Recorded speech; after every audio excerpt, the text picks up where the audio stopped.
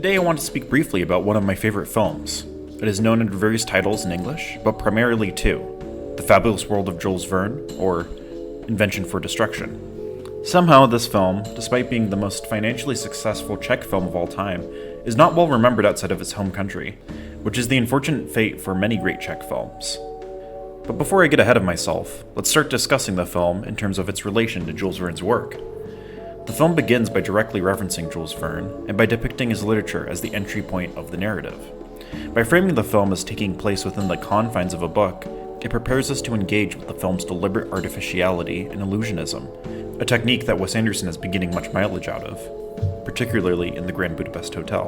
What I mean when I refer to the film's deliberate artificiality is the fact that the film uses various techniques to make the world appear fake and staged. First of all, the film, as a reference to Jules Verne's novels, is designed to look like the illustrations in the books, which were done by Leon Bennett. Those illustrations were done in a crosshatch style, in which pictures are made up through numerous horizontal lines.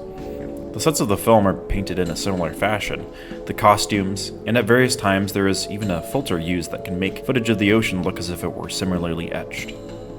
On top of this, the film decorates its sets with props which are visibly two-dimensional, frequently employs stop motion, and in the film's underwater sequences, mixes animation with underwater documentary footage. This is made all the more remarkable when one considers that this is a science fiction film from the 1950s. In a decade when many high-budget sci-fi films were focusing on UFOs and aliens, many of which employed effects which look more quaint than impressive now, this film comparatively looks incredibly immersive and has aged especially well because it cleverly embraces how fake everything looks. The film's director, Karel Zeman, had a background primarily rooted in stop-motion animation. His early shorts contain incredibly impressive animation, particularly his film Inspiration, which featured stop-motion by way of glass, an absolutely mind-boggling artistic feat. His first feature, similarly, was a work of pure stop-motion, and it was only gradually that Zeman's films began to blend animation with live action. The dynamic stands in opposition to the likes of other great stop-motion artists, such as Ray Harryhausen, whose animation was always wedged into a conventional Hollywood production. In Zeman's case, it's as if our human protagonists have found themselves wedged into a world where animation and live action are completely interchangeable. And they quite literally are in Invention for Destruction. There are various sequences in the film which fluidly switch between human actors and stop-motion animation of two-dimensional cutouts of photographs of the same actors. You can see what I'm talking about here.